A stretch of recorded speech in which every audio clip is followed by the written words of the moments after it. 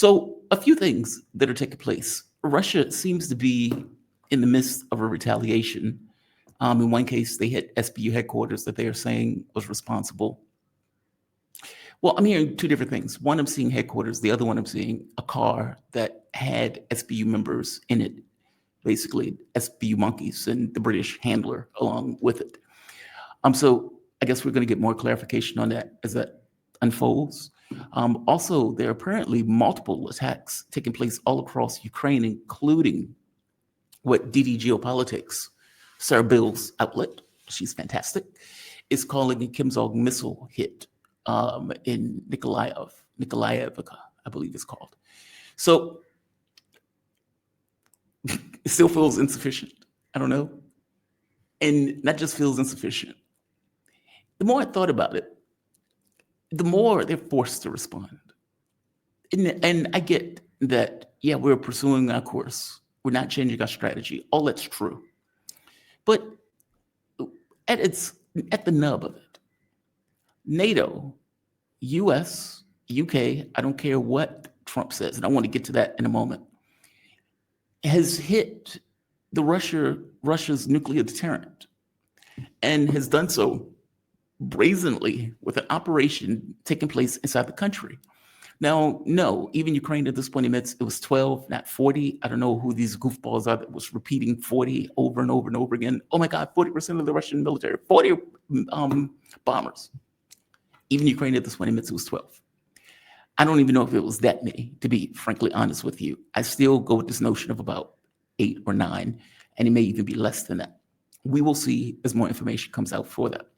But beyond that point, you're talking about a sophisticated military operation that took place over 18 months. And the CIA, who's ensconced in Ukraine, supposedly knew nothing about it. I don't buy the premise. The point that I'm getting at is a NATO operation that directly went after your nuclear deterrent, going after planes that deal with, for one, analyzing whether or not missiles are coming in, but also your ability to deliver strategic warheads, something that would matter greatly if you ended up in a war with NATO itself. Their plans was to take down far more than what they ended up taking down, which is kind of my point. If you don't respond, what does it mean? Doesn't the same logic hold true for either putting troops in Ukraine or, for that matter, firing a tourist missile into Russia? What's the difference? From my point of view, those things are effectively the same. And if the argument is, well, we're skating a line because we don't want to escalate or start a war with NATO, then you should just accept Donald Trump's peace deal. Because the fact of the matter is that can always be used as a trigger point to get you to back down, which I don't believe they are. I strongly suspect that if you're looking at the attacks that are taking place over the course of last night, I mean, Jesus Christ, there were several. Shoviska, Sumy region, and there was another one in Supernova. There are about 8 or 9 different strikes, with the biggest one, or one of the biggest ones, probably taking place in Odessa. But the one in Sumy that took place, you can imagine if you're killing foreign mercenaries, or let's say British handlers, and you're going directly after the people who apparently did the bombings of that train. The train bombing was not a military target. They waited for that train to get over the bomb when they set that bomb off in order to kill those people. And while we're talking about this, I want to hit that too. There are people who call themselves analysts, and I am going to use the term very loosely because of the analysis that they're effectively giving, that has either come up with this weird assessment that, well, Trump said he didn't know, so Trump didn't know. Okay, fair enough. I guess Joe Biden had nothing to do with blowing up Nord Stream. I guess Donald Trump was talking to Xi Jinping the entire time that the trade war was taking place. I guess your eggs at the grocery store have gone down in regards to value, meaning Trump lies as easily as he breathes. So why would you believe a habitual liar when a habitual liar implies that I didn't know anything about it? Why would you believe the US? I didn't know anything about it. And yet they immediately take that and run with it as if, man, Donald Trump didn't know anything about it. That's amazing. That is amazing. That is amazing. I don't know what these people are thinking. I don't even know why they're coming up with this particular bit of analysis with a little bit of forethought into all of the incentives that are built into it. It is easy to come away with the assessment that the US obviously knew about it, and not just knew about it, was involved. Whether it was MI6 and the US, whether it was the US working with you, I don't care which one you want to put into it. I'm putting out that this was a NATO operation that the US was intimately involved in. A few points. One, you don't need to notify the US if the US was intimately involved. So for the questions of, hey, did you guys know anything about it? Were you notified? Nope, we weren't notified at all. No, because you were already involved. You don't need to notify me of something that I'm already involved in. On the other front, every incentive in the world, and again, considering Donald Trump is a habitual liar, goes with the idea that if he's asked, he will lie. Plausible deniability is a real thing. I don't believe for a moment, though, that Russia believes the plausible deniability. I'm pretty sure they know full well that the US was intimately involved in the attacks. It's only US media that seems bewildered by it, or for that matter, independent analysts who are floating around on social media who seems to be bewildered by the whole thing. Donald Trump lies as easily as he breathes. Would a habitual liar lie? Yes, a habitual liar will lie. That's why they're called habitual liars. Donald Trump has a tweet for everything, right? Any random thing that takes place around the world. Oh my God, China has, betrayed me and has broken the trade deal. China didn't break a trade deal. This was nonsense that Trump made up. But again, habitual liars lie. The point that I'm making here is there's no tweet for this. Isn't that weird? I mean, think of what we're saying for the moment. A peace negotiation that the US effectively ordered its minion, Zelensky, to go to, and where Zelensky is effectively dancing for the camera to make it look as if, hey, really, I'm involved in negotiations. Okay, that peace negotiation, a day before it was taking place, they carried out this particular attack, widespread, in addition to the terrorist attack on a train where they killed 12 people. All right. Last week, when Russia responded to the 1,400 missiles or drones that Ukraine threw at Russia, Trump comes out and says, Putin is crazy. And not just Putin is crazy for what? Killing 13 people out of 1,000 strikes or some insane number of strikes, hundreds of strikes across all of Ukraine. Zelensky and his band of terrorists killed one less in one terrorist attack. There's no tweet for that. Isn't that weird? Isn't that strange? There's no tweet for that. A day before the negotiations take place, and this massive attack gets carried out, it's reported everywhere. Hell, even the name, Spider's Web. There's no tweet for that. Now, if Donald Trump was indeed looking for some kind of peaceful negotiation, and he honestly believed that Ukraine was involved in a negotiation, that, again, he himself forced and pushed Zelensky to go to, and they do this, don't you think it would be somewhat of a betrayal if indeed Trump was incompetent enough to believe that the negotiation process was legit, or that Trump was incompetent enough to believe that, okay, these people are supposed to be on the level, I'm the one who pushed them to do it, and now he has done it this, which effectively destroys any notion of real negotiations. And yet, there's no tweet for that. That's very strange. There's no Truth Social post about that. There's no calling Zelensky crazy and Zelensky is a lunatic and oh my God, I don't know what happened to Zelensky. None of that is there. So Trump gets chapter and verse on anything that Russia does. And despite the media being all over the place talking about this and it being everywhere, Trump, for the first time in his life, is quiet. That's not strange. That's not weird. That's not a bit bizarre, especially considering if reality is as it's presented on the surface. You would think he may have some feelings about effectively killing a peace negotiation as an adjunct to that point. You don't think that Zelensky and the Europeans who are terrified that Donald Trump is going to take his ball and go home and just walk, leave them holding a ball that they can no longer hold and that they can't necessarily use on their own.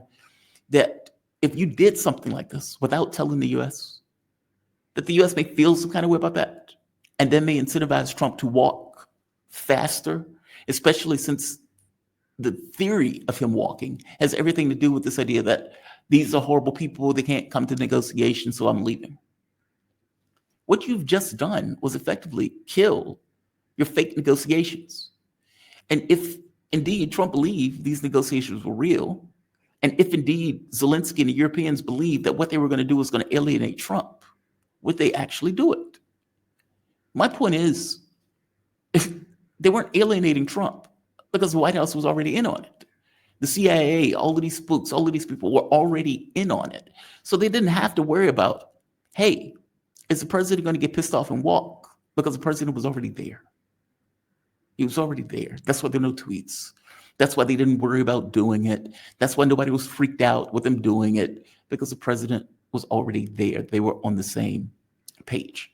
It's that simple. The CIA is all throughout Ukraine. It's been there for decades. Even the New York Times even goes so far as to say they were rebuilt. The intelligence services of Ukraine was rebuilt in the image of the CIA. And so this organization, spy network, band of criminals, that's all throughout Ukraine, we are supposed to believe that even if they weren't told, which I don't believe for a heartbeat, that it took 18 months to plan, but the CIA got no wind of it. Worst intelligence agency ever, if that's true. That is the worst intelligence agency in the history of agencies, if indeed it is true, because that's what they're asking you to believe, that an 18-month plan with the CIA all throughout Ukraine, all throughout their intelligence and everything else, that at no point did they get back to the US. They're asking you to believe a lot. And yet many of the people in social media seem to have drunk the Kool-Aid and seems to believe it. Trump is not a mediator. I need to drill that home. For whatever reason, some people on social media who call themselves analysts actually believe that he is a mediator. Trump is not a mediator. He is a belligerent to the conflict. He is giving money, weapons, intelligence to one of the sides. The US was an instigator and is the main proponent in this war continuing. How are they acting as if Trump is a mediator? So much so that various goofballs were like, Trump needs to call Putin immediately. Why?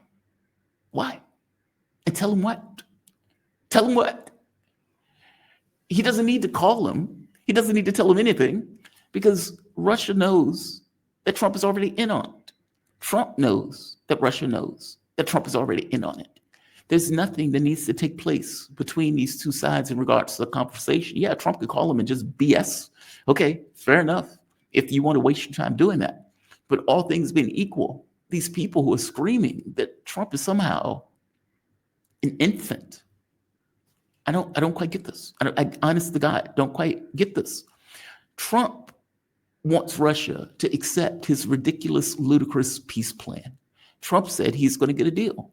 Trump has been pushing a nonsense proposal because he knows nothing about the region. He knows nothing about Russia. He probably doesn't even grasp the reason that the war has taken place. Somebody tells him, hey, go push this to Putin. He'll accept it. And Trump goes, and then he's shocked when Putin doesn't accept his nonsense, ridiculous plan. Oh my God, Putin didn't accept my plan. I want him to accept my plan. I need him to accept my plan. And so he goes with black ops in order to escalate this idea of escalating to de-escalate. I know you've heard this in relation to Donald Trump before, but this idea of working behind the scenes to escalate in order to try to incentivize Russia to accept his goofball, nonsense, completely ludicrous and absurd proposal, something that they're not going to do, but he's not bright enough to entirely realize it. And so that is what he tries to do. Under that model of thought, by the way, you want them to know that you did it. You want them to know that you did it. You want them to know that, hey, we're pushing behind the scenes. We're escalating behind the scenes. Yeah, I'm going to keep the fig leaf that I'm pretending. So various people on social media and the goofballs in the media is going to run with this idea that Donald Trump is trying to mediate, get an agreement. Donald Trump is a mediator. Donald Trump is not a principal of the conflict. He's a mediator. But your opposition, your enemy, the one who you've been killing, and you've just helped kill 12 civilians, they are not unaware. They're not unaware. They're just not. Also, I want to take apart this idea of this infantilism of Trump. They're acting as if, oh my God, Trump doesn't know how to read. Trump is not read in. Trump doesn't read stuff. Tulsi Gabbard hasn't gotten this pop-up cartoon book yet. And because she hasn't gotten this pop-up cartoon national security book yet, Trump is blissfully unaware of what is taking place. He is completely in the dark. He is chapped in verse when Russia does something. But when it's the other way around, he's being filtered information. The information is not getting to him. The information is being hidden below somewhere with this deep state of neocons that is preventing Donald Trump from getting the information. Just stop. I get that Trump may have the intelligence of a zygote, but he's a grown-ass man. And as a grown-ass man, he made the choice of who he was going to have around him, people of policy.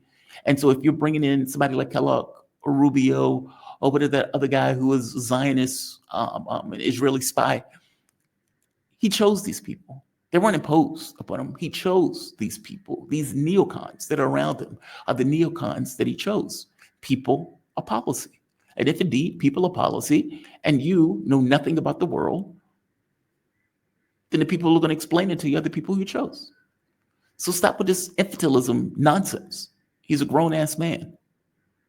He's responsible for the people who he put around him and the choices that he makes in that office, especially as president of the United States. And last point, Trump's behavior in this is no different than it is in any other situation. If you're looking at the Gaza thing, hey, I'm going to get a deal for Gaza. And then the moment that his side, because again, the U.S. is a principal in that, we're paying 80% of that, if not more. The moment that his side bucks the deal, he blames the opposition. Same thing with Iran, right? Where you can't come to terms in regards to what you want to do. So you keep escalating, you keep throwing all this stuff around. I'm saying he's doing the same thing with us. He's not a mediator. He's not a third-party viewer viewing from the rafters. He is a principal belligerent in the conflict who is the instigator for the conflict and the proponent to keep the conflict going. So this notion that he knows nothing about it, again, I find it to be nonsense. He's doing what he has done. Ukraine does something, I give it a pass. Russia does something, oh my God, Putin is crazy.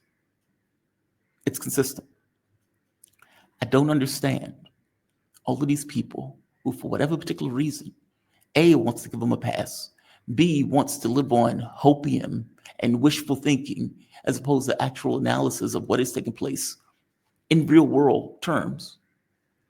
But they try to continuously act as if he's not part of this, that he's too stupid to be aware. And yeah, I think he's dumb as a box of rocks. But no, I don't buy the premise that he has nothing to do with this. I think he is intimately involved, which for all of the reasons that I just listed. I guess this here